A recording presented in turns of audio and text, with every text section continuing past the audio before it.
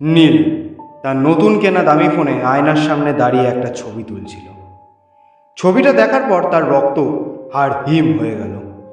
ছবিতে তার পেছনে দাঁড়িয়ে আছে এক দীর্ঘাকার ছায়া, যার নখগুলো নীলের ঘাড়ের কাছে ঠেকে আছে। নীল চমকে পেছন ফিরল, কিন্তু পেছনে কেউ নেই। সে ভাবল হয়তো ক্যামেরার কোনো প্রবলেম। মন শান্ত করতে সে আবার ছবি তুলল। এবার দেখল সেই ছায়াটা ছবির ভেতরে তার গলার নলি কামড়ে ধরেছে, আর নীলের নিজের প্রতিবিম্বটা যন্ত্রণায় ছটপট করছে। নীল আয়না থেকে সরে আসতে চাইল, কিন্তু দেখল সে আর নড়তে পারছে না।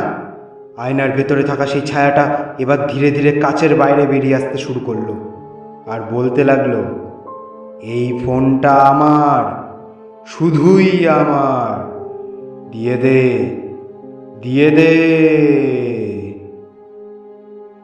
গল্পটি কেমন লাগলো অবশ্যই জানাবেন এবং পাশে থাকবেন, সাবস্ক্রাইব করবেন এবং বেল বাটনটা অবশ্যই টিপে রাখবেন।